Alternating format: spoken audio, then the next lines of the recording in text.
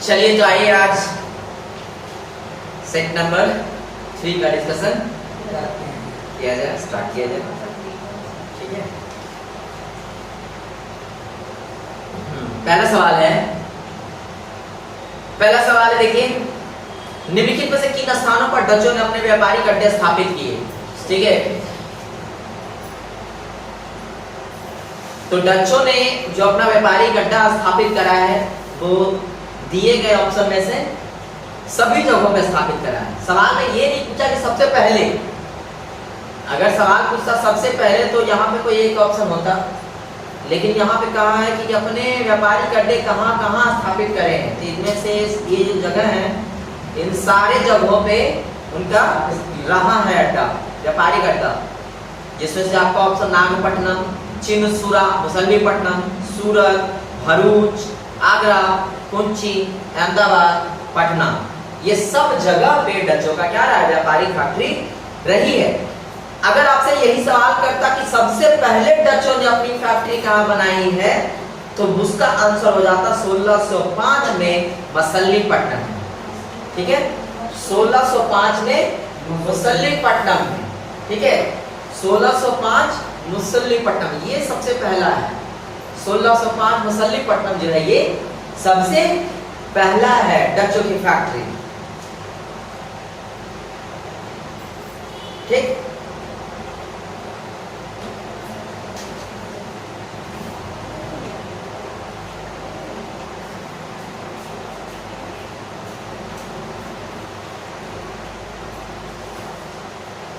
है ना। पटना, पटना याद रखिए। ठीक है, पटना में डच चाय की फैक्ट्री बन रही है 1632 में, 1632 में। ठीक है, पटना के रेस्पेक्ट में याद रखिए कि पटना में जो डच की फैक्ट्री बन रही है वो बन रही है 1632 में, 1632 में। ठीक, दूसरा सवाल आ जाइए, आधुनिक बिहार का निर्माता, आधुनिक बिहार का निर्माता किसे माना जाता है? आधुनिक बिहार का निर्माता सच्चिदानंद सिन्हा को माना जाता है। ठीक है, सच्चिदानंद सिन्हा को माना जाता है। सच्चिदानंद सिन्हा ये क्या वही वाले सच्चिदानंद सिन्हा है? जी बिल्कुल, वही वाले सच्चिदानंद सिन्हा जो कांग्रेस के पहले संविधान सभा के अध्यक्ष, कांग्रेस में बोल रहा हूँ, सॉरी, संविधान सभा के पहले अध्यक्ष है ना। संविधान सभा के जो पहले अध्यक्ष जो 9 दिसंबर 1946 को बन रहे हैं, है ना, 9 दिसंबर 1946 को जो बन रहे अध्यक्ष वो यही है। पहले अध्यक्ष बोल लीजिए या फिर एकमात्र अस्थायी अध्यक्ष बोल लीजिए या फिर पहले अस्थायी अध्यक्ष बोल लीजिए, सब कुछ इन्हीं का नाम आ जाएगा। सच्चिदानंद सिन्हा के अस्थायी अध्यक्ष चुने गए थे। 9 से 11 तारीख तक है इनका कार्यकाल रहा। 11 तारीख में इनका कार्यकाल खत्म हो गया। ठीक है, सच्चिदानंद सिन्हा, हाँ 9 तारीख को बने, 11 तारीख को हट गया, राजेंद्र प्रसाद बन गया उसके बाद परमानेंट अध्यक्ष। ठीक है, तो आधुनिक बिहार का निर्माता क्या कहा जाता है? सच्चिदानंद सिन्हा को ही कहा जाता है। ठीक है ना। बिहार कब बन रहा है? 1912 मार्च, 22 मार्च 1912 को इसकी घोषणा हो जा रही है और 1 अप्रैल 1912 से ये अस्तित्व में आ जा रहा है। ठीक, उसके बाद क्या हो रहा है? 1936 में बिहार से उड़ीसा सेपरेट हो रहा है। उसके बाद आ जाइए 15 नवंबर 2000 को झारखंड बिहार से अलग हो जा रहा है। ठीक है, तो अभी जो हम लोग बिहार देख रहे हैं उसमें कितने जिले हैं टोटल? 38 जिले। ठीक है, हाँ, और ये 15 नवंबर 2000 के बाद की कहानी है बिहार की। चलिए, तृतीय आंग्ल मराठा युद्ध। ठीक है ना, तृतीय आंग्ल मराठा युद्ध, थर्ड एंग्लो मराठा वॉर, कह रहा किसके नेतृत्व में लड़ा गया? थर्ड एंग्लो मराठा वॉर का नेतृत्व किस अंग्रेज ने करा? ठीक है ना, तो थर्ड एंग्लो मराठा वॉर जो नेतृत्व करा है ये करा है लॉर्ड हेस्टिंग्स ने। किसने किया है? लॉर्ड हेस्टिंग्स ने। लॉर्ड हेस्टिंग्स ने, ठीक है ना। किसने करा है? लॉर्ड हेस्टिंग्स ने। ये कब हो रहा है? 1817 से 19 के बीच में। तीसरा वाला वॉर कब हो रहा है? 1817 से 19 के बीच में, 1819 के बीच में, ठीक है। 1817 से 1819 के बीच में हो रहा है कौन सा? तीसरा वाला एंग्लो मराठा वॉर, ठीक है। ठीक है, लॉर्ड हेस्टिंग्स से एक बात और याद रखिए, लॉर्ड हेस्टिंग्स के समय में ही पिंडारियों का आक्रमण हुआ था, जिसका दमन करवाया था लॉर्ड हेस्टिंग्स ने। पिंडारियों का आक्रमण इसी टाइम हुआ। हाँ, पिंडारियों का आक्रमण भी इसी समय में हुआ था, लॉर्ड हेस्टिंग्स के समय में ही हुआ था।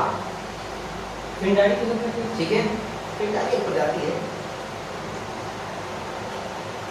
सर जॉन सोरे में याद रखिए, जॉन सोरे ने अहस्तक्षेप की नीति अपनाई थी, ठीक है।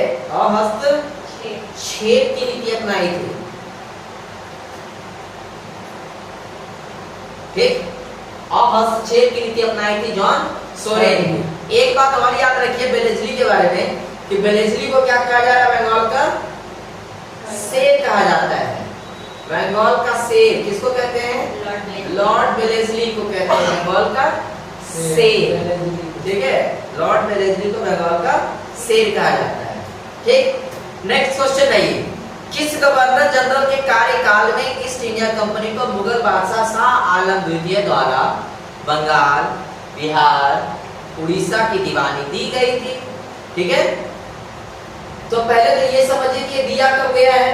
तो ये दिया गया है 1664 में। 1664 में कौन सा बैटल के बाद? 1764 में,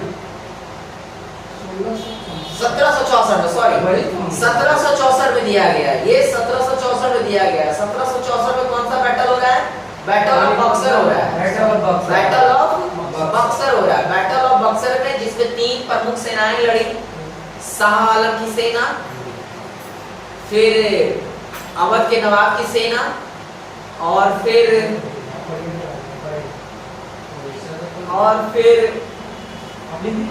कलम उठा के लिखो ना, लाभ कलम निकाल पास, ठीक है ना। और एक और मीर कासिम की सेना, ठीक है ना। इन तीनों संयुक्त सेनाओं के साथ अकेले इधर से क्लाइव की सेना लड़ी थी, जिसका नेतृत्व किसने किया था? हेक्टर मुनरो ने, ठीक है। हेक्टर मुनरो ने इसका नेतृत्व किया था, अंग्रेजों की सेना का। तो उसमें गवर्नर जनरल कौन था? लॉर्ड क्लाइव था, रॉबर्ट क्लाइव था, ठीक है। 1765 में, जिसके बाद 1765 के एक है ना, उसी में ये 3 प्रांत देना पड़ जा रहा है दीवानी के तौर पे। बंगाल, बिहार और उड़ीसा का प्रांत दिया जा रहा है कि आप यहाँ से अपना दीवानी कलेक्ट कर सकते हैं। यहाँ से क्या आ रहा है? भारतीय इतिहास में एक बहुत बड़ा मोड़ आ रहा है कि पहले जहाँ पे अंग्रेज भारत में ट्रेड करने आ रहे हैं तो अपना करेंसी लेके आ रहे हैं। अब उनके पास क्या है? इंडियन करेंसी है, ठीक है। अब वो अगर यहाँ से कुछ खरीद रहे हैं तो उनको खरीदने के लिए अपने देश का सोना या चांदी जो भी है वो यहाँ देना नहीं पड़ रहा है, तो उनका मुनाफा क्या हो जाएगा? डबल हो जाएगा सीधा सीधा, कि उनको खरीदने के लिए 12 अगस्त 1765 इलाहाबाद की संधि हो रही। अंग्रेजों की सेना का क्या किया था? वो थॉमस मुनरो लीड किया था हेक्टर मुनरो, थॉमस मुनरो नहीं। थॉमस मुनरो तो वो लाया था, क्या बोलते हैं, सेटलमेंट लाया था थॉमस मुनरो, महालवाड़ी से। नेक्स्ट आते हैं भारत में रैयतवाड़ी। देखो रैयतवाड़ी व्यवस्था लिया, अभी महालवाड़ी बोल रहे थे, सॉरी। रैयतवाड़ी बंदोबस्त किसने लागू किया? थॉमस मुनरो ने, ठीक है ना। रैयतवाड़ी किसने लागू किया? थॉमस मुनरो ने। रैयतवाड़ी लागू करता है कौन? Thomas Munro. परमानेंट यानी कि परमानेंट को इंडियन क्या कहते हैं? स्थाई ना। स्थाई सेटलमेंट कौन लागू कर रहा है? कॉर्नवालिस। रैयतवाड़ी कौन लागू कर रहा है? Thomas Munro. एक था कौन? महालवाड़ी। महालवाड़ी कौन लागू कर रहा है? बेलेस्ली, है ना। महालवाड़ी कौन लागू कर रहा है? बेलेस्ली लागू कर रहा है, ठीक है।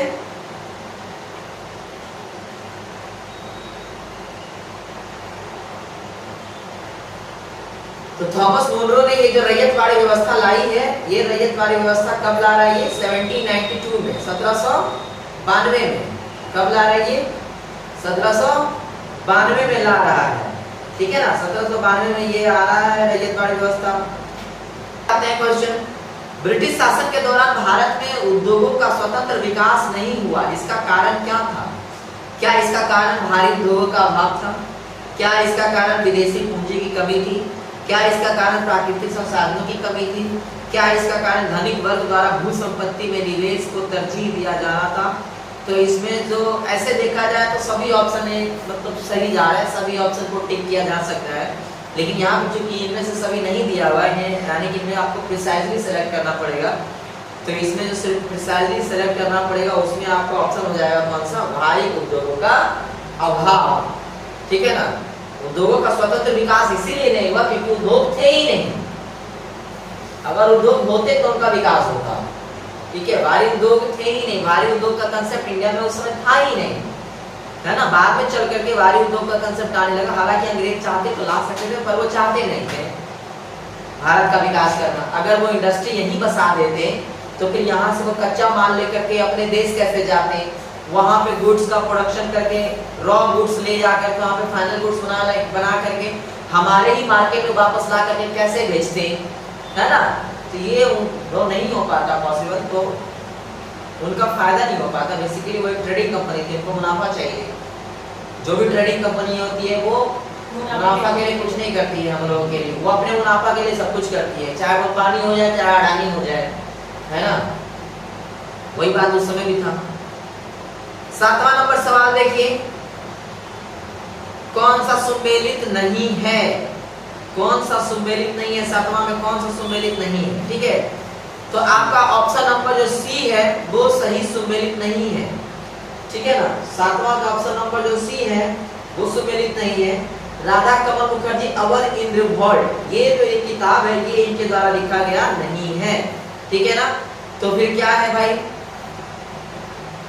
बीडी सावरकर के द्वारा लिखा गया the Indian war of independence, ठीक है, या फिर केवल 1857। एक किताब और है उसका नाम केवल 1857 है, 1857, वो भी इन्हीं के द्वारा लिखा गया है। RC Majumdar the sepoy mutiny and revolt of 1857, ये भी सही है। The Indian mutinies SP Chaudhuri के द्वारा लिखा गया है। और अव्वल इन रिवॉल्ट जो है ना वो लिखा गया रुद्रांशु मुखर्जी के द्वारा, रुद्रांशु मुखर्जी के द्वारा लिखा गया है, ठीक है, रुद्रांशु मुखर्जी के द्वारा लिखा गया है, ठीक। तो चित्र राधा आगे बोलो है ना।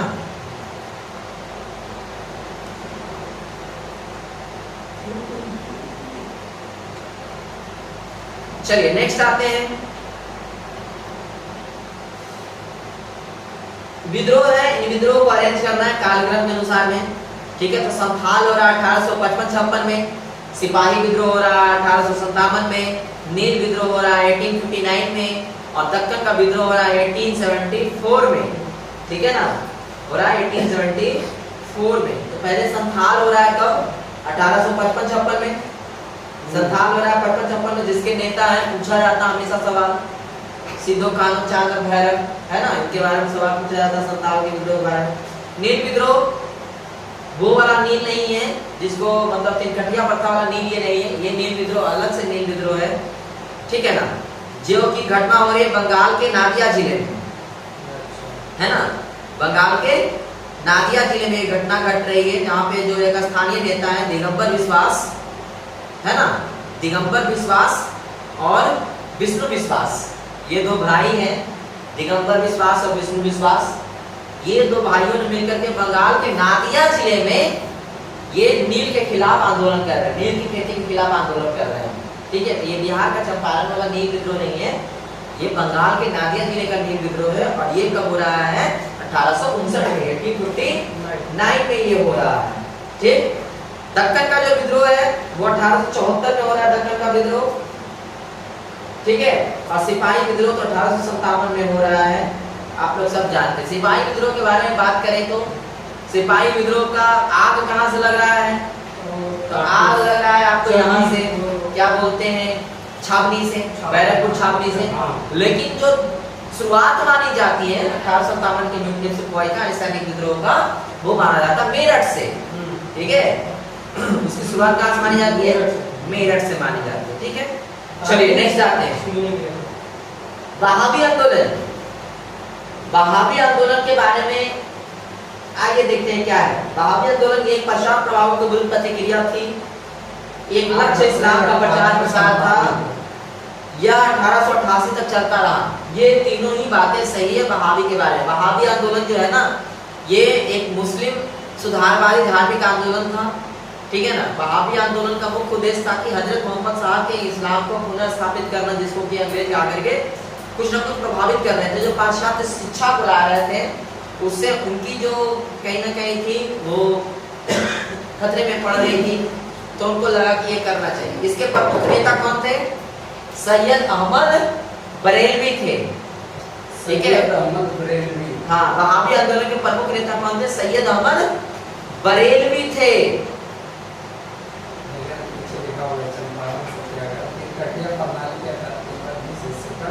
जबरन भी खेती करना था। वहाबी आंदोलन का मुख्य केंद्र क्या था? अगर आपसे सवाल कर दे कि वहाबी आंदोलन का मुख्य केंद्र कौन सा था? इस्लाम का वहाबी आंदोलन का मुख्य केंद्र पटना था, ठीक है ना। वहाबी आंदोलन का मुख्य केंद्र क्या था? पटना था, ठीक है। नेक्स्ट आ जाइए, 10वां नंबर सवाल। डेविड हेयर और अलेक्जेंडर डफ, डेविड हेयर और अलेक्जेंडर डफ के साथ मिलकर के कलकत्ता में हिंदू कॉलेज की स्थापना राजा राममोहन रॉय की ने की सहायता से करी गई, ठीक है। स्थापना करी डेविड हेयर और अलेक्जेंडर के साथ मिलकर के राजा राममोहन रॉय ने हिंदू कॉलेज बनाया है, कहाँ? कलकत्ता में, ठीक है ना। राजा राममोहन रॉय, जिसको भारतीय आधुनिक काल का जनक कहा जाता है, फादर ऑफ इंडियन रिकॉन्स्ट्रक्शन भी बोला जाता है, पुनर्जागरण के पिता भी बोला जाता है उनको, है ना। राजा राममोहन रॉय जो है सती प्रथा के खिलाफ लड़ने वाले अग्रदूत हैं। उन्हीं की सहायता से 1828 में लॉर्ड विलियम बेंटिक क्या करवा रहा है? सती प्रथा बंद करवा रहा है ना। और राजा राममोहन रॉय ब्रह्म समाज का स्थापना भी करवा रहे हैं, आत्मीय सभा का भी स्थापना कर रहे हैं वो, तो बड़े सारे काम वो कर रहे हैं। नेक्स्ट आइए,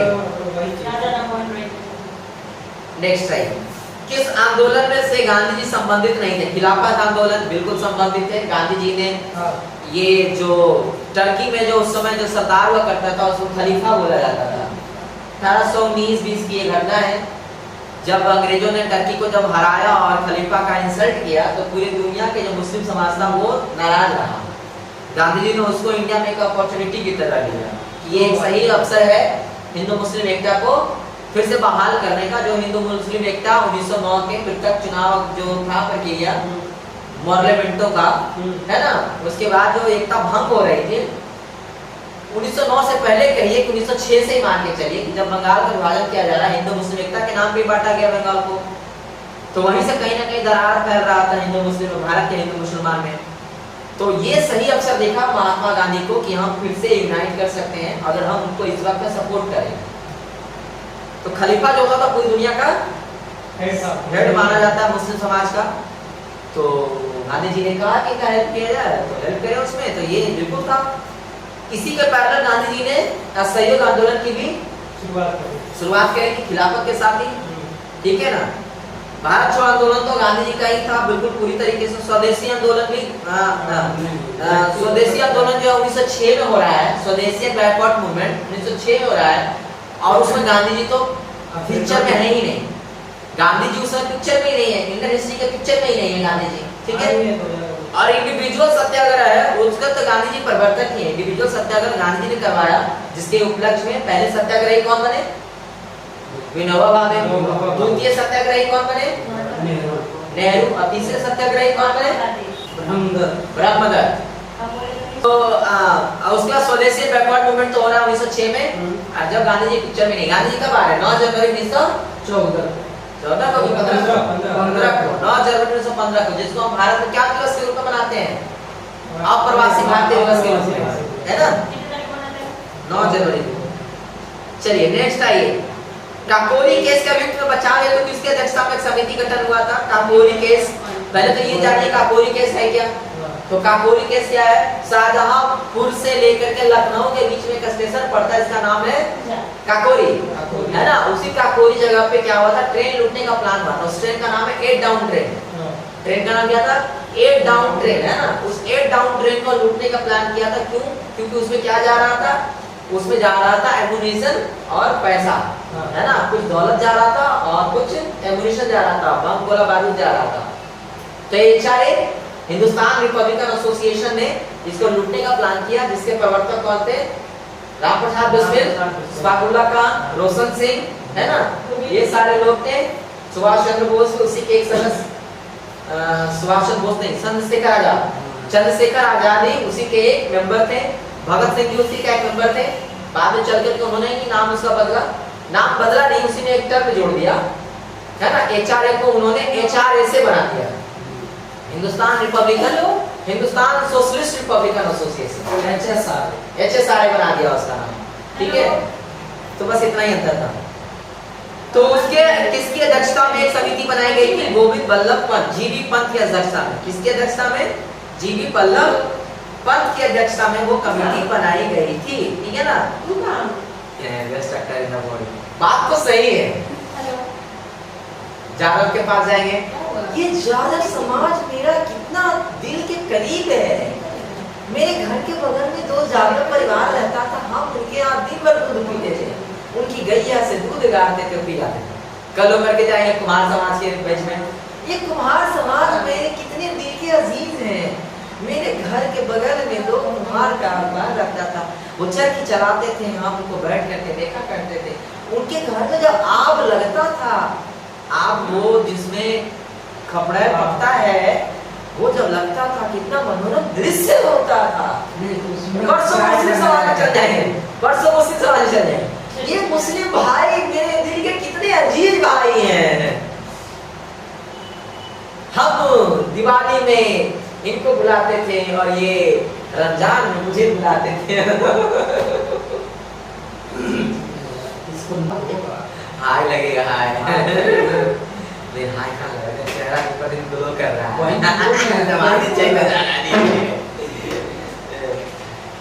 चलिए नेक्स्ट आइए।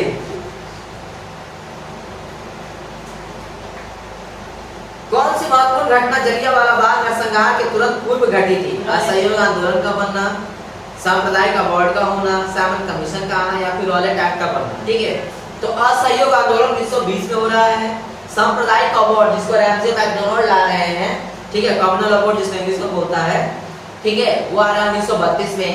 उसके बाद आ जाइए सामन कमीशन आ रहा है 1928 में, इंडिया आ रहा है 1927 में बन रहा है, 28 में इंडिया आ रहा है फरवरी के महीने में।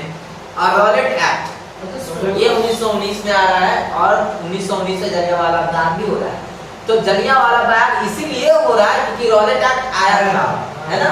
जलियांवाला बाग में छुप करके बैसाखी के दिन 13 अप्रैल 1919 को लोग मीटिंग कर रहे थे, है ना। क्यों मीटिंग कर रहे थे? क्योंकि इनके दो कॉमरेड्स को पकड़ लिया था अंग्रेजों ने, है ना, और उनको कैसे छुड़ाया जाए इसके लिए वो लोग चर्चा कर रहे थे, है ना। और उसमें आकर के जनरल डायर ने आकर के ओपन फायरिंग करवाया। बहुत ही दर्दनीय और बहुत ही निशंस ये हत्या थी, ठीक है। इसी के खिलाफ गांधी जी ने कौन सी उपाधि त्यागी? और नाइट की उपाधि किसे त्यागी? रविन्द्रनाथ टैगोर ने, ठीक है। इसी के देखवाथी के लिए कमीशन बनाया गया जिसका नाम था हंटर कमीशन, ठीक है ना। हंटर कमीशन बनाया गया था इसके अथी के लिए। गांधी जी के ट्रस्टीशिप के सिद्धांत के प्रतिपादन के संबंध में निम्नलिखित टिप्पणियों में से कौन सा एक सही है?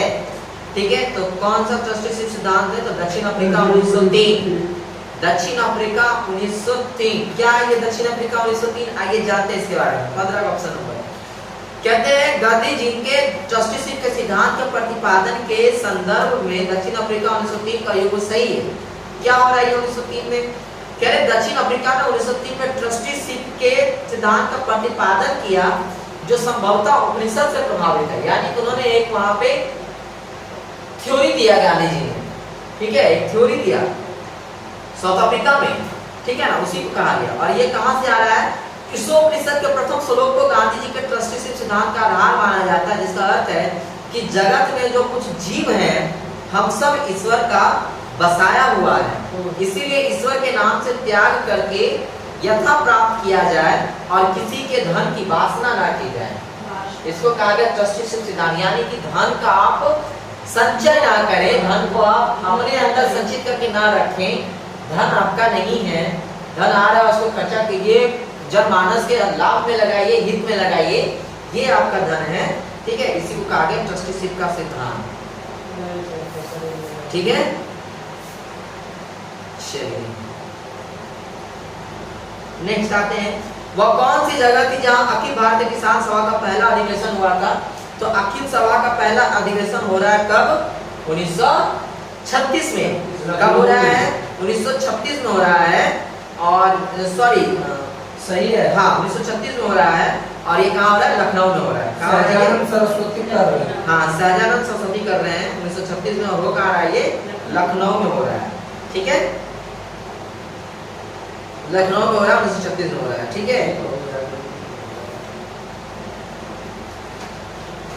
और अगर ये पूछा जाए बिहार में कब हो रहा है, तो बिहार में 1928 में हो रहा है, किसान सभा का गठन हो रहा है 1928 में, ठीक है, 1 सितंबर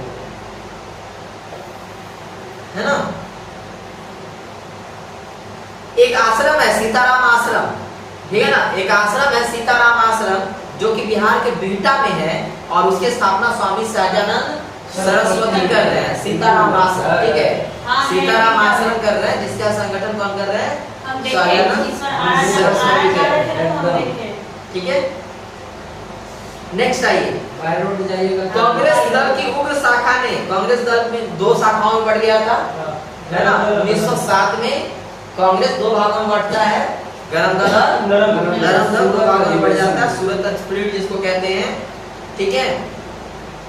तो उग्र दल की शाखा ने, जिसका एक प्रमुख नेता जवाहरलाल नेहरू थे, इंडिपेंडेंस फॉर इंडिया लीग की स्थापना हुआ लीग किसके विरोध में किया गया था? तो ये किया गया है नेहरू रिपोर्ट के खिलाफ। नेहरू रिपोर्ट कौन ला रहे हैं?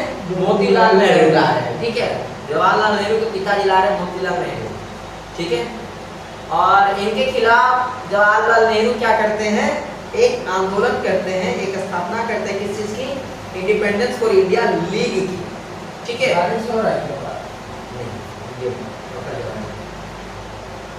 निम्नलिखित में से किस आंदोलन में महिलाओं की भागीदारी सर्वाधिक मानी जाती है? नमक सत्याग्रह। तो नमक सत्याग्रह, नमक सत्याग्रह, नमक सत्याग्रह में महिलाओं की भागीदारी सबसे ज्यादा है, ठीक है।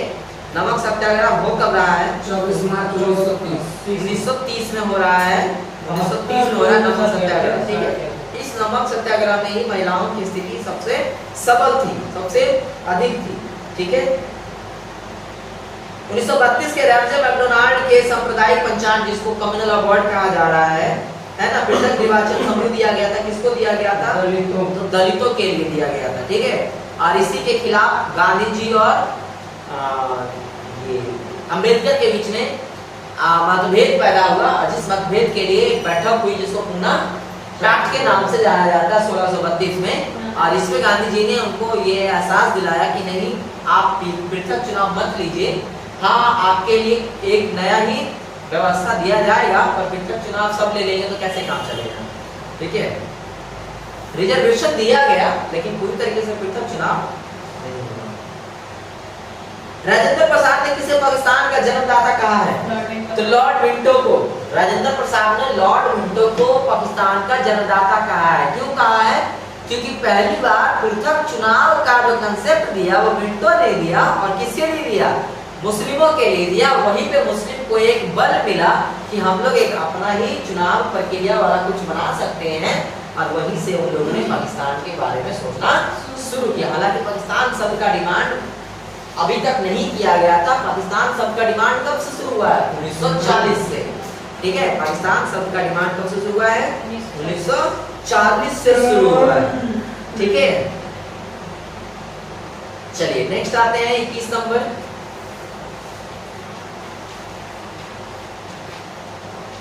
21 नंबर कह रहा है जब जयप्रकाश नारायण को राष्ट्रीय अध्यक्ष के नेता के रूप में पहचान दिलाई गई किसके उसके संदर्भ में क्या सही है?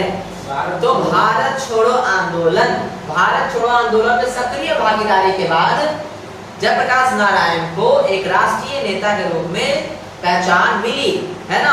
इसी आंदोलन के समय में जयप्रकाश नारायण हजारीबाग रेंज से फरार हुए। कौन से पूजा के दिन?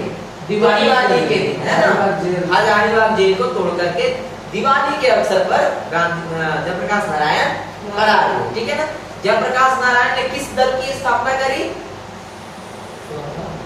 सोशलिस्ट पार्टी, समाजवादी पार्टी, ठीक है ना। समाजवादी पार्टी की स्थापना करी, ये जिसके बैनर तले हमारे देश ने बड़े सारे नेता को देखा, है ना। जिसके बैनर तले हमारे देश ने बड़े सारे नेता को देखा, ये नीतीश जी, लालू जी, ये उसी जयप्रकाश नारायण के चेले रहे जिन्होंने 1975 में जब इमरजेंसी हुआ, इमरजेंसी में जयप्रकाश नारायण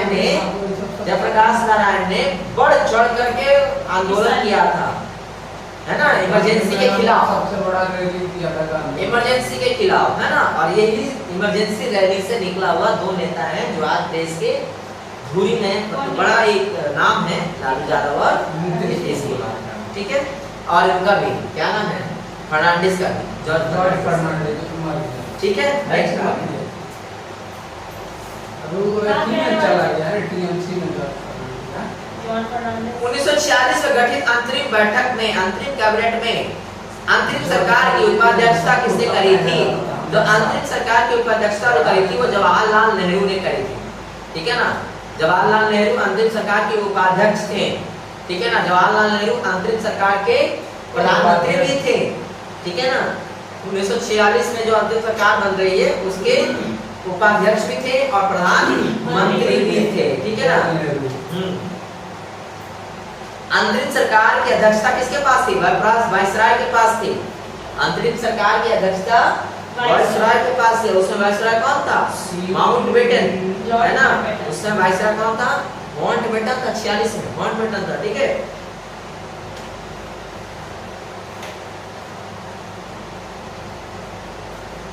चलिए नेक्स्ट आते हैं 23वां नंबर सवाल। किस अधिनियम के अंतर्गत प्रथम बार भारत में चुनाव के तंत्र का प्रारंभ हुआ? तो ये होता है भारत परिषद अधिनियम, government of Indian council act 1892, है ना। 1892 में पहली बार भारत में चुनाव जैसी प्रक्रिया का आरंभ हुआ। डायरेक्ट चुनाव नहीं था, ये इनडायरेक्ट चुनाव था, जिसमें क्या था, जो देश के जो पढ़ा लिखा वर्ग है, जो उच्च वर्ग है, जो टैक्स पेयर है, उसी से क्या हुआ था, चुनाव का हिस्सेदारी दिया गया था। महिलाओं को भी चुनाव का अधिकार नहीं दिया गया था, इस तरह से कुछ चीजें थी। 24वां नंबर सवाल, बिहार में स्वराज दल का गठन किसने करा? तो बिहार में स्वराज दल का गठन 1923 ईस्वी में स्वराज की गठन हुई है।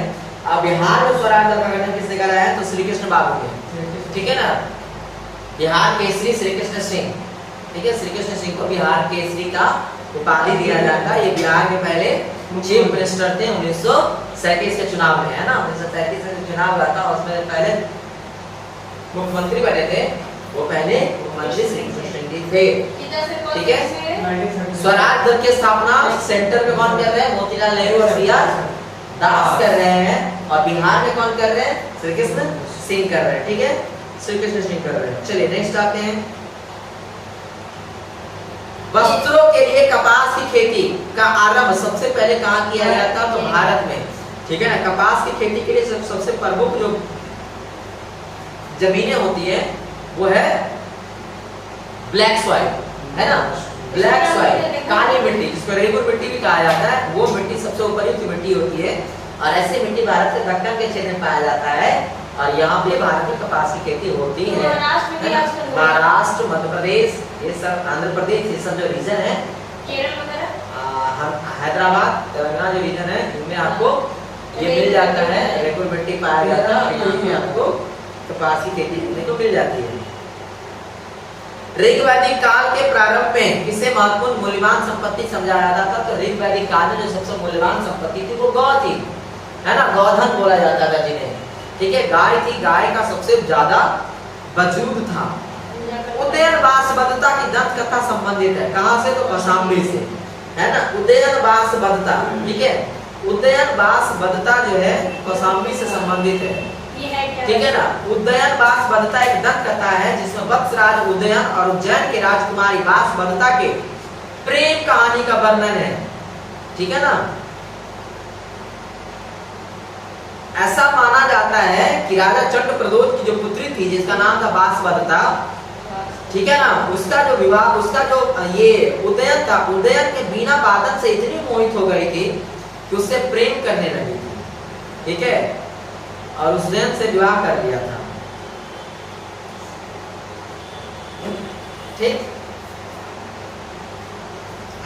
नाइस। कौशाम्बी किसकी राजधानी थी? कौशाम्बी की राजधानी वत्स की, वत्स की है राजधानी। ना। कौशाम्बी किसकी राजधानी थी? वत्स की।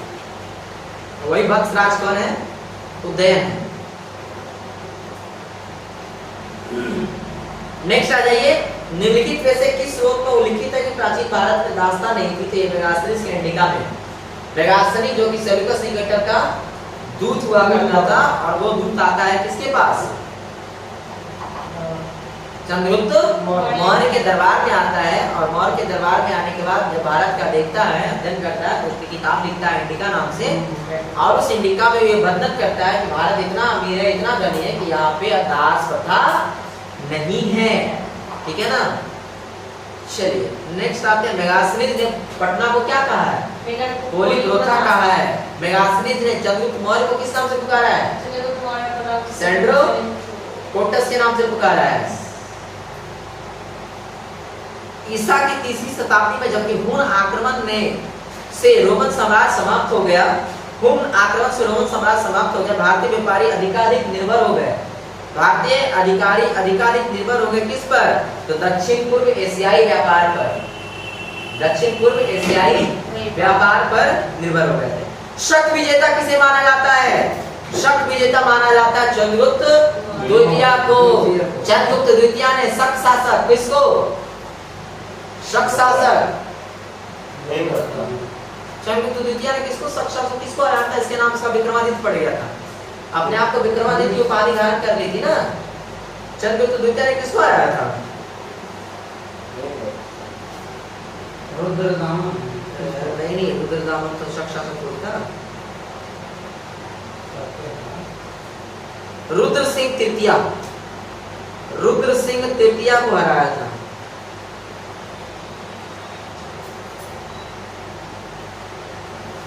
रुद्र सिंह तृतीय एक सम्राट है शकों का, उसको हराया था। चंद्रगुप्त द्वितीय ने शकों पर विजय कर मालवा से चांदी के सिक्के चलाए। शकों पर विजय के उपरांत चंद्रगुप्त द्वितीय ने विक्रमादित्य को उपाधि धारण कर ली थी। वही तो है ना। तो रुद्र सिंह द्वितीय।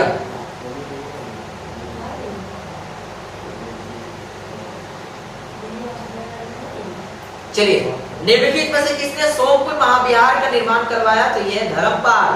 धर्मपाल जो है सोमपुर महाविहार का निर्माण करवा रहे। धर्मपाल बौद्ध धर्म का अनुयायी था। ठीक है ना। सोमपुर महाविहार जो कि वर्तमान में कहाँ पड़ता है? जी वर्तमान में बांग्लादेश में है। ये सोमपुर महाविहार बांग्लादेश में है। वर्तमान में कहाँ है? बांग्लादेश में है। धर्मपाल, धर्मपाल ने किस यूनिवर्सिटी बनाई?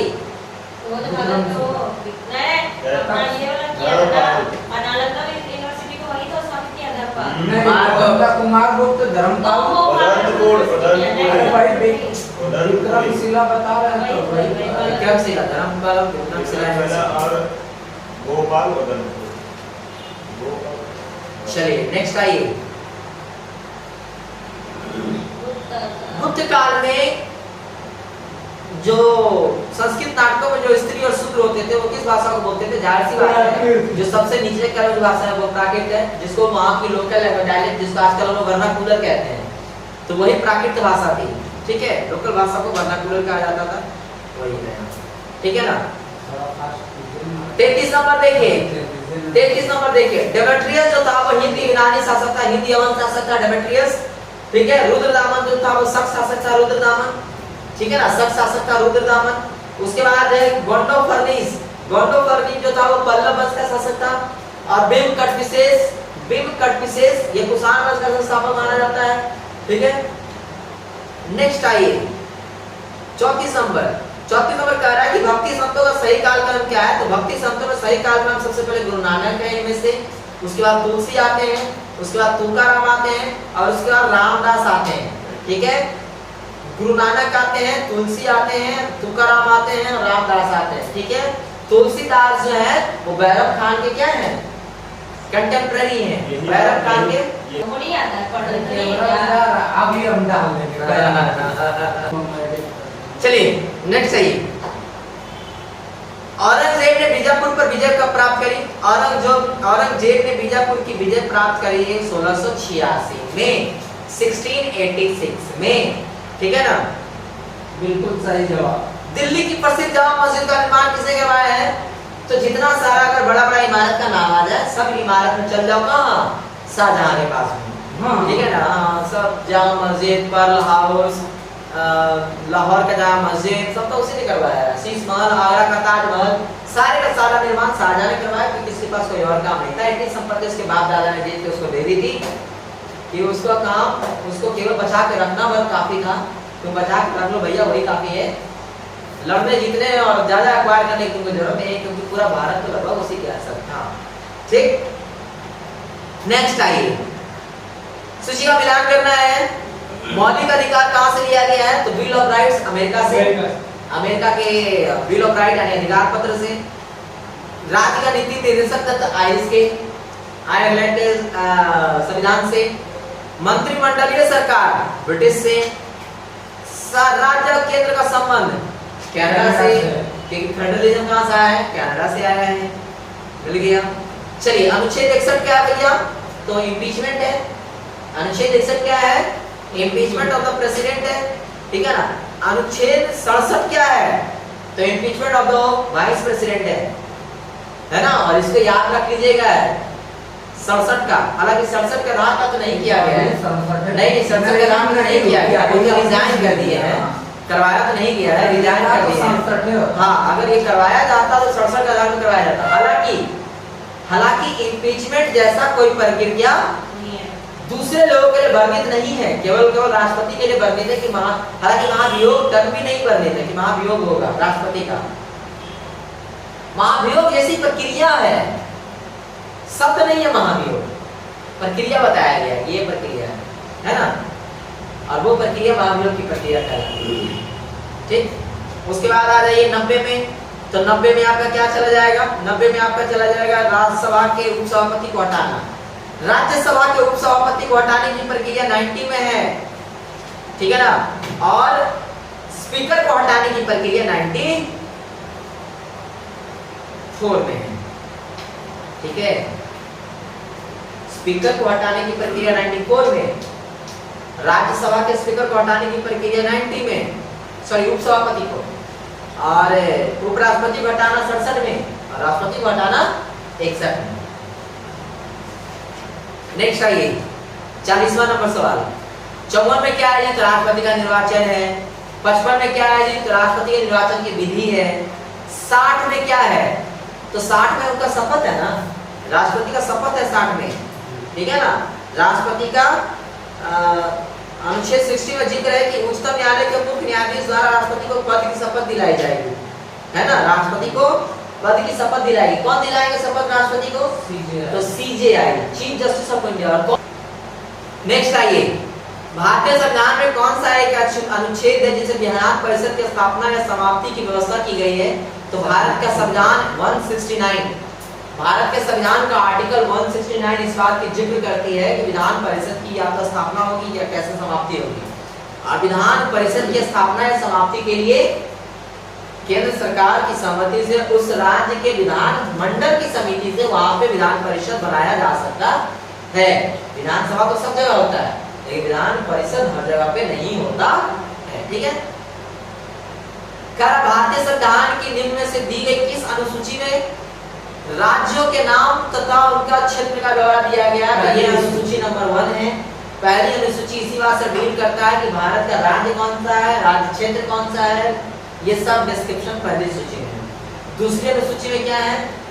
तो जितने सारे लोग हैं, है ना, जो हायर ऑफिशियल्स हैं, उन सबका वेतन है। तीसरी अनुसूची में जितने सारे हायर ऑफिशियल लोग हैं उनका शपथ है। और चौथे अनुसूची में क्या है? तो राज्यसभा में सब राज्यों के सीटों का बंटवारा है। अब 5वीं अनुसूची में क्या है? 5वीं अनुसूची में विशेष उपबंध है SC ST के लिए। 6ठी अनुसूची में भी विशेष उपबंध है वो प्रांतीय राज्यों के लिए, जो सबसे लास्ट में जो राज्य है ना उनके राज्यों के लिए।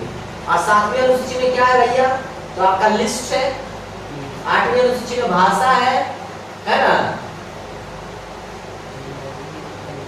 चलिए नेक्स्ट आ जाइए, मौलिक अधिकार।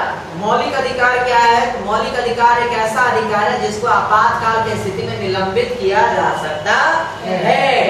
आर्टिकल 20 और 21 ऐसे आर्टिकल्स हैं जो कि आपातकाल में भी निलंबित नहीं हो सकते हैं। नहीं हो सकते निलंबित आर्टिकल 19 और आर्टिकल 20 और 21, ठीक। बाकी सब हो जाते हैं आपातकाल में भी मौलिक अधिकार है, लेकिन दो ऐसे मौलिक अधिकार हैं, दो ऐसे मौलिक अधिकार हैं जो आपातकाल में स्थगित नहीं किए जा सकते।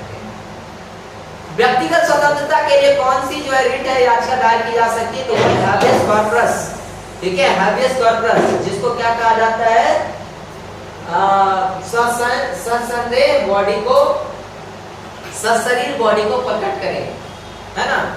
हैबियस कॉर्पस क्या होता है? किसी पार्टिकुलर इंसान के लिए लागू हो सकता है, बाकी सब ऑर्गेनाइजेशन या फिर सरकारी संस्थाओं के लिए होता है, लेकिन हैबियस कॉर्पस किसी आदमी के लिए, जिसको हिंदी में बंदी प्रत्यक्षीकरण कहा जाता है, ठीक है। भारतीय संविधान का कौन सा संशोधन है जो ये कहता है कि नीति निर्देशक सिद्धांत जो कि अनुच्छेद 39B और C में है वो प्रभावी बनाने हेतु पारित किए जाएंगे और इस कारण से निरस्त नहीं किए जाएंगे कि वो अनुच्छेद 14 और 19 में अधिकारों को क्या कर रहा है? ये सीमित बाधित कर रहा है, सीमित कर रहा है। ये 25वां संविधान संशोधन, 25th संविधान संशोधन ने क्या हुआ है? आर्टिकल 39 के आधार पर आर्टिकल 49, आर्टिकल 14 और 19 को क्या किया है? सीमित करने पर रोक लगा दिया है। कौन से सदस्य के रूप में सरकारिया आयोग से नहीं जुड़े हुए थे? सरकारिया आयोग जो कि केंद्र राज्य संबंध पर बनी हुई एक आयोग थी, है ना, जिसकी अध्यक्षता किसके साथ में थी? जस्टिस RS सरकारिया के हाथों में थी। और ये बना कब गया था? ये बनाया गया था 1983 में, ठीक है। सरकारिया आयोग कब आ रहा है? 1983 में। केंद्र राज्य संबंध में 4 आयोग है, नाम याद रखिएगा। एक है आपका राज्य भंडार कमेटी, एक है आपका सरकारिया कमेटी और एक है आपका पुंछ कमेटी, है ना, जस्टिस पुंछ कमेटी, जो कि 2007 में बनता है, ठीक है। राज्य भंडार तो बहुत पुरानी है ना, 1948-47 की कहानी है राज्य भंडार कमेटी, 48 में ये शायद। और आपका ये है 1983 में। सरकारिया कमेटी 1983 में बन रहा है, ठीक है। इसके मेंबरान कौन नहीं थे? तो इसके मेंबरान थे कौन कौन से? सरकारिया थे जो कि अध्यक्ष थे इसके, शिवरामन थे, ये भी एक सदस्य थे इसके, डॉक्टर RS सेन थे, ये भी एक सदस्य थे इसके, डॉक्टर अगरसेन ये इसके एक सदस्य नहीं थे। लेखानुदान क्या है? लेखानुदान है एक निश्चित अवधि के लिए भारतीय संचित निधि से धन निकालने के लिए प्रक्रिया, लेखानुदान कहलाता है, ठीक है। लेखानुदान क्या कहलाता है? एक निश्चित अवधि के लिए भारतीय संचित निधि से निकालने की एक प्रक्रिया है, ठीक है। कहता है अध्यादेश जारी करने की शक्ति कौन प्रदान करता है? आर्टिकल 1, 2, 3। आर्टिकल 213 से भारतीय राष्ट्रपति को अध्यादेश जारी करने का अधिकार है ना। हाँ, 1, 2, 3, 123, 213 से हाई कोर्ट, 213 से हाई कोर्ट को और 123 से सुप्रीम कोर्ट को अध्यादेश जारी करने का अधिकार है। और अध्यादेश क्या होता है? जब सरकार नहीं चलती रहती है, जब विधानसभा नहीं रहता है, जब राज्यसभा नहीं, जब लोकसभा नहीं रहता है, तो राष्ट्रपति क्या करते हैं? कानून पारित करते हैं जिसको अध्यादेश कहा जाता है। और वो अध्यादेश 6 महीने के लिए ही लागू रहता है, ठीक है। मैक्स टू मैक्स 1 साल तक आप उसको खींच सकते हैं। प्रथम स्पीकर जिनके खिलाफ लोकसभा में अविश्वास प्रस्ताव लाया गया, जाहिर सी बात है जो पहले प्रधानमंत्री थे उनके खिलाफ भी पहला बार अविश्वास प्रस्ताव आया था। जो पहले लोकसभा के स्पीकर थे उनके खिलाफ भी पहली बार ही लाया गया था। तो वो कौन थे? GV मावलंकर। का पूरा नाम गणेश विद्यार्थी मावलंकर, ठीक है ना, गणेश विद्यार्थी मावलंकर। इन्हीं के खिलाफ अविश्वास प्रस्ताव लाया गया। लोक लेखा समिति अपनी रिपोर्ट किसे प्रस्तुत करती है जी? पब्लिक अकाउंट कमेटी जिसको बोलते हैं। लोक लेखा समिति जो होती है अपनी रिपोर्ट किसको सबमिट करती है? संसद को। और लोक लेखा समिति पब्लिक अकाउंट कमेटी के अध्यक्ष कौन होते हैं? विपक्ष के साथ नेता होते हैं अध्यक्ष इसके। लोक लेखा समिति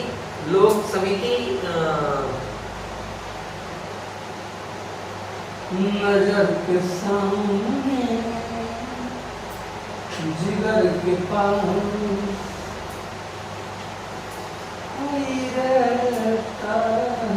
हाँ सही बात है। लोक लेखा समिति का जो अध्यक्ष होता है ना वो आपको विपक्ष दल का नेता होता है, लीडर ऑफ अपोजिशन, एलओपी जिसको कहते हैं। अभी कौन है एलओपी? अभी कौन है? राहुल गांधी है अभी। ठीक है, चलिए नेक्स्ट आते हैं। नेक्स्ट क्वेश्चन हमारे पास 86वां संविधान संशोधन द्वारा प्रस्तावित शिक्षा का अधिकार किस वर्ष लागू किया गया? तो 86वां संविधान संशोधन लागू होता है 2002 में। ठीक है, आता है 2002 में, जिसके अनुसार ये कहा जाता है कि शिक्षा का अधिकार एक मौलिक अधिकार भी होना चाहिए, एक मौलिक कर्तव्य भी होना चाहिए, है ना। कर्तव्य में भी जोड़ा जाता है, अधिकार में भी जोड़ा जाता है। ठीक है, मौलिक कर्तव्य नंबर 11 है शिक्षा का अधिकार, जो कि 2002 के बाद जोड़ा जा रहा है। 47 आर्टिकल नंबर 47 में भी ये जोड़ा जा रहा है मौलिक अधिकार वाली बात, सॉरी शिक्षा वाली बात। 47 43 46 क्या मैं बोलने के सही होगा 46। ठीक है, 46 में जोड़ा जा रहा है। ठीक है, उसके बाद आ जाइए ये आपका 86वां संविधान संशोधन शिक्षा का अधिकार जो लागू कब कर रहा है? तो 2010 में। ठीक, 45 आर्टिकल में यह डाला गया। ठीक है, बाल अवस्था के लिए शिक्षा का अधिकार होना चाहिए, सबके पास एक शिक्षा होना चाहिए। बच्चों को 6 से 14 उम्र के बच्चों के लिए शिक्षा मिलनी चाहिए। मंत्रिपरिषद का सदस्य बिना राज्यसभा का सदस्य बने कितने समय तक रह सकता है? 6 महीना तक आप मंत्री बन सकते हैं, और 6 महीना तक मंत्री बने रह सकते हैं। इस 6 महीना के बीच में अगर आप विधानसभा या फिर लोकसभा के मेंबरान नहीं हैं तो आपको विधान परिषद का मेंबरशिप लेना पड़ेगा या फिर आपको राज्यसभा का मेंबरशिप लेना पड़ेगा। ठीक है, तभी आप मंत्री बने रह सकते हैं। अभी तो केंद्र में ज्यादातर मंत्री वही हैं जो कि राज्यसभा के मेंबर है ना। ज्यादातर मंत्री तो वही असलमी बच्चन क्या राज्यसभा का है। ये कौन है, क्या नाम है इनका? एस जयशंकर राज्यसभा से हैं। ठीक है, सब तो राज्यसभा से हैं। ये क्या बोलते हैं? अरे छोड़िए, नीतीश कुमार यहाँ मंत्री परिषद से गए हुए हैं, यहाँ सीएम विधायक लड़के थोड़े हैं। चलिए नेक्स्ट आइए। मानव आंख का जो दृश्य प्रकाश है उसका तरंगदैर्घ्य सर्वाधिक सुग्राही होता है, वो है 5500 एंगस्ट्रॉम। 5500 एंगस्ट्रॉम जो होता है उसके बीच का जो वेवलेंथ का जो लाइट होता है वो आंख के लिए सबसे बेस्ट होता है। ठीक है ना, सबसे बेस्ट होता है। दृश्य प्रकाश का जो बैगनी वर्ण होता है उसका जो होता है वो 4000 एंगस्ट्रॉम होता है, और रेड का जो होता है तरंगदैर्घ्य वो कि 7800 एंगस्ट्रॉम होता है। सबसे ज्यादा होता है रेड का, इसलिए वो सबसे ज्यादा दूर तक वो जा सकता है, इसलिए रेड लाइट इस्तेमाल किया जाता है लाइटों में। ठीक है, नेक्स्ट आइए।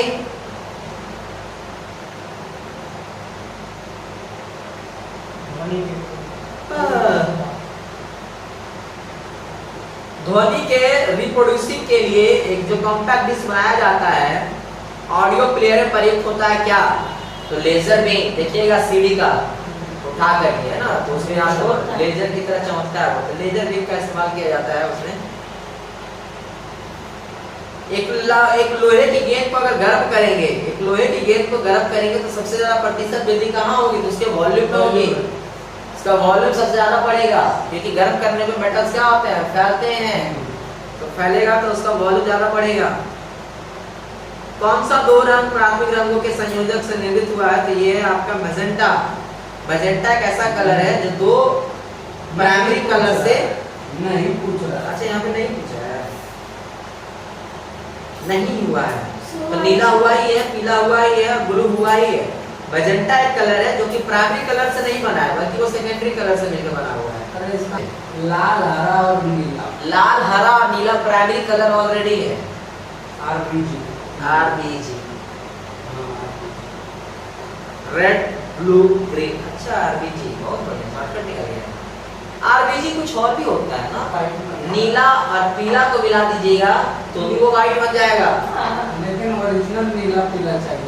लाल और मोरपंखी को मिला दीजिएगा तो वो भी व्हाइट हो जाएगा। अच्छा नहीं वाटर कलर और हरा और मैजेंटा को मिला दीजिएगा तो भी वो व्हाइट हो ठीक जाएगा। है वाटर कलर बोर्ड जाके तो बताइएगा। ठीक है, नेक्स्ट आते हैं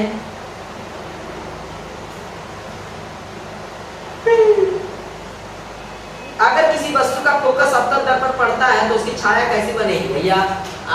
इंफिनिटी पे रहता है तो उसका मिरर बनता है फोकस पर, अब फोकस पर रहता है तो उसका इमेज बनता है इंफिनिटी पर, तो इंफिनिटी पर बनेगा।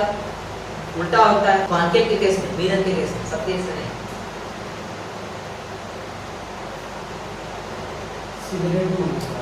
विद्युत उपकरणों में अर्थ का उपयोग होता है। विद्युत उपकरणों में अर्थ का उपयोग होता है। विद्युत उपकरणों में अर्थ का उपयोग किसके लिए किया जाता है जी? तो सुरक्षा के लिए, है ना। वो तीसरा जो पॉइंट होता है, जो बड़ा वाला मोटा वाला जो पॉइंट होता है, उसका उपयोग सुरक्षा के लिए किया जाता है कि अगर मान लो कभी शॉर्ट सर्किट हुआ या ये वो हुआ ना तो वो उसको बचाने का काम करता है। किसी परमाणु का जो नाभिक का आइसोटोप है वो क्या है? आइसोटोप क्या होता है? Electron number same, mass number different, है ना। इलेक्ट्रॉनिक नंबर से मास डिफरेंट, तो मास डिफरेंट कब हो जाएगा? जब आपका न्यूक्लियस में जो प्रोटॉन और न्यूट्रॉन है वो डिफरेंट होगा। तो प्रोटॉन तो डिफरेंट हो नहीं सकता क्योंकि इलेक्ट्रॉन प्रोटॉन सेम नंबर के होते हैं, है ना। तो यहाँ पे न्यूट्रॉन डिफरेंट हो जाएगा। ऑर्थोपोडा, ऑर्थोपोडा क्या है? तो ऑर्थोपोडा में पाया जाता है सबसे बड़ा जंतु संघ। ऑर्थोपोडा क्या है? सबसे बड़ा जंतु संघ है ऑर्थोपोडा। एनालिडा क्या है? तो एनालिडा जिसमें कि आपको पाया जाता है क्या? रियल आपका जो कंस्ट्रक्शन होता है बॉडी का, बॉडी जो होता है आपका वो पूरी तरीके से इसमें निर्माण हो जाता है। एनालिडा आपको बॉडी यहाँ पे पता चलने लग जाता है। ऑर्थोपोडा सबसे बड़ा जंतु संघ है। मोलस्का क्या है? मोलस्का में आपको क्या मिल जाता है? ओपन ब्लड सर्कुलेशन मिल जाता है मोलस्का में। मोलस्का में ओपन ब्लड सर्कुलेशन मिलता है। जैसे हम लोगों में क्या है? हम लोगों में है ब्लड सर्कुलेशन के लिए पाइप है जिसको नर्व्स कहते हैं, कैपिलरीज कहते हैं, आर्टरीज कहते हैं, है ना। उनमें कुछ नहीं होता है, वो अपने आप ही हो जाते हैं जहां तहां से बॉडी में खून बहता रहता है मोलस्का में। और इकाइनोडर्मेटा क्या है? इकाइनोडर्मेटा में त्वचा जो होती है वो कांटों से ढकी होती है। इकाइनोडर्मेटा में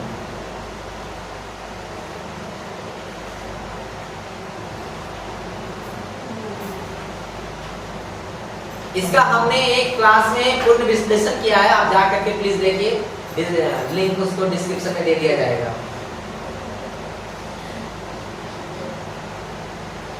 और लाइक और सब्सक्राइब करते चलिए गाइस, इसी तरीके से पढ़ाई जाएगी आपको।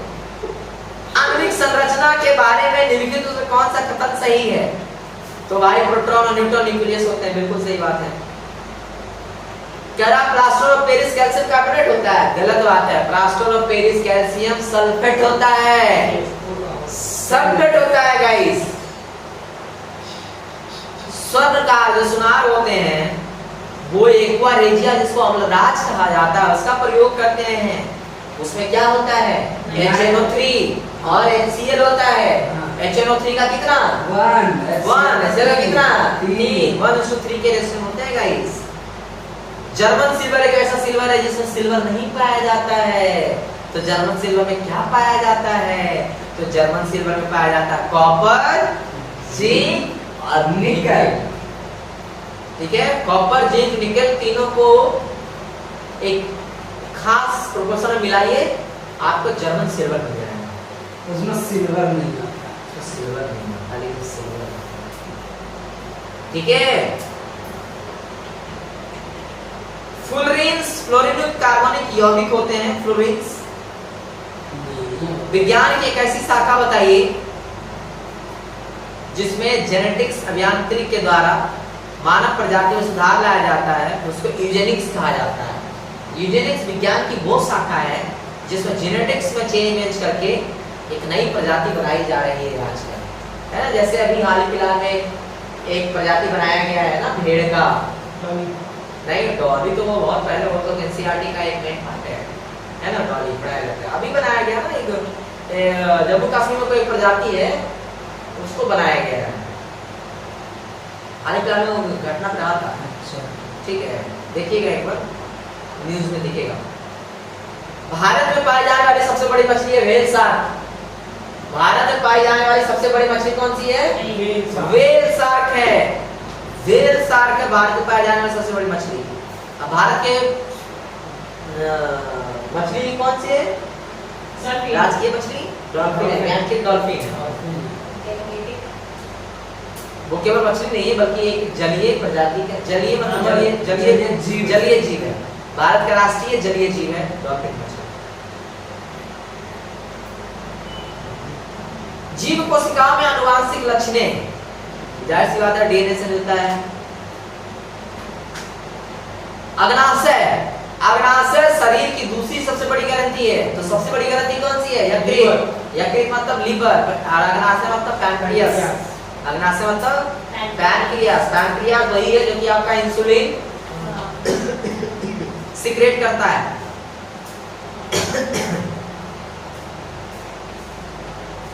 कौन सी ब्लड है जो हीमोग्लोबिन के साथ इरिवर्सिबल संश्लिष्ट बनाती है? तो वो है कार्बन मोनोऑक्साइड संयुक्त ब्लड जो है वो संश्लिष्ट करती है। ठीक है। मानव शरीर के किस भाग में शुक्राणु डिंब का निषेचन होता है? तो डिंब वाहिनी में। ठीक है, डिंब वाहिनी में शुक्राणु डिंब का निषेचन होता है। ठीक है ना। सूचियां मिलाना है जी। पैनक्रियाज आपका इंसुलिन, जैसा मैंने अभी बताया।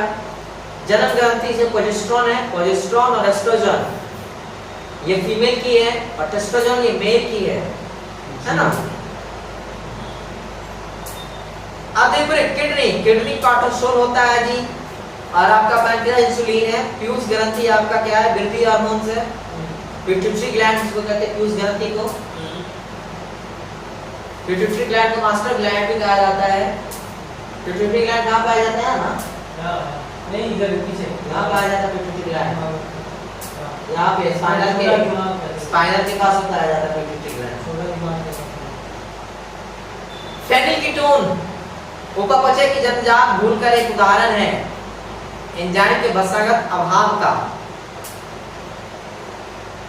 निम्नलिखित में कौन सा पादपों के लिए एक आवश्यक सूचक पोषक नहीं है जी?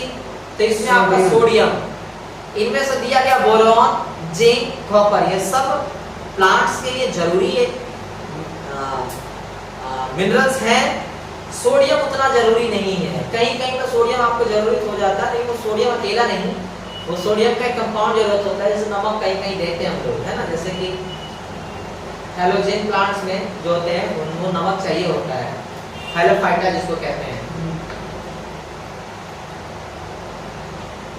एथेनॉल का व्यावसायिक उत्पादन कौन सा खमीर उपयोग में होता है? तो सैक्रोमाइसीस सेरेविसी में। पता नहीं ये क्या है, एक बार मिला लीजिए। तुलसी का पौधा क्या है? तो आपका कफ उत्पादक है। अगर आपका कफ होता है तो आप तुलसी पौधा का कुछ पीते हैं तो आपको कफ ठीक हो जाता है। ठीक है। ब्राह्मी का जो पौधा है वो आपको मधुमेह से बचाता है। ब्राह्मी का पौधा नहीं, ब्राह्मी पिया जाता है दिमाग को तेज करने के लिए। हाँ, ब्राह्मी पिया जाता है आपको दिमाग को तेज करने के लिए, मस्तिष्क स्फूर्तिदायक है।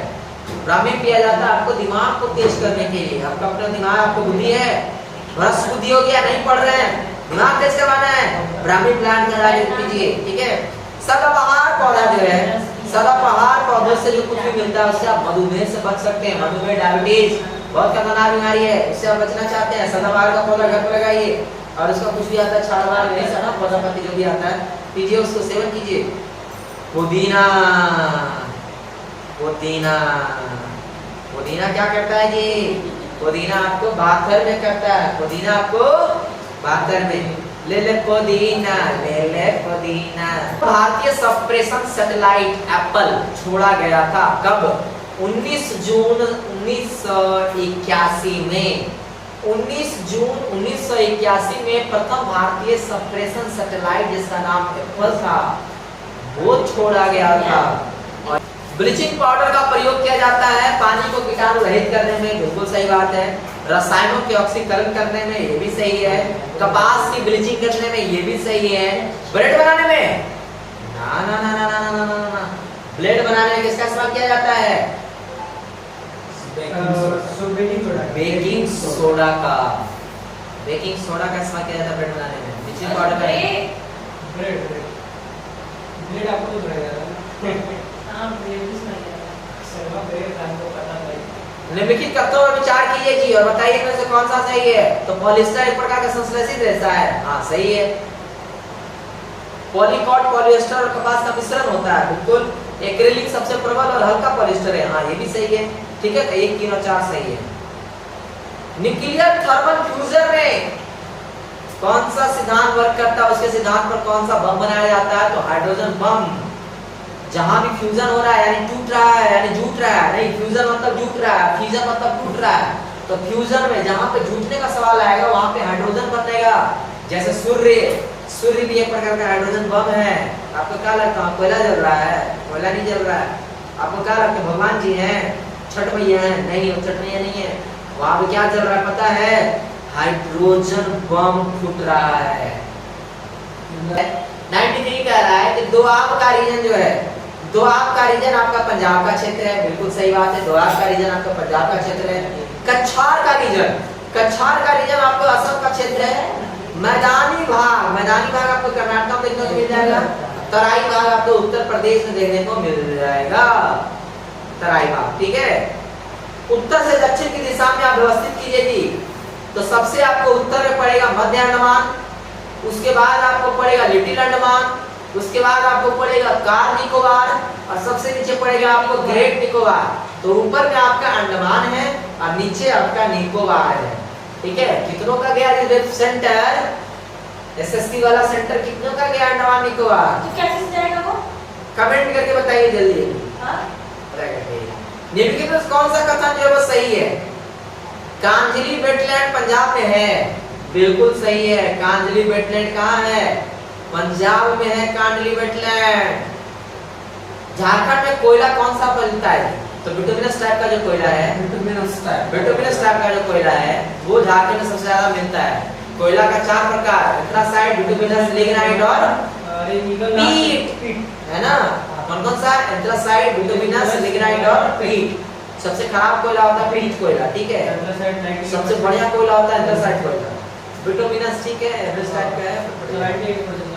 राजधानी की राजधानी का स्थिति के आधार पर उनको मिलाना है जी। तो सबसे पहले अरुणाचल है, उसके बाद आपको मेघालय है, उसके बाद आपको मणिपुर है, मणिपुर के बाद आपका मिजोरम है, नहीं मणिपुर के बाद आपका त्रिपुरा है, त्रिपुरा के बाद आपका मिजोरम है, समझे।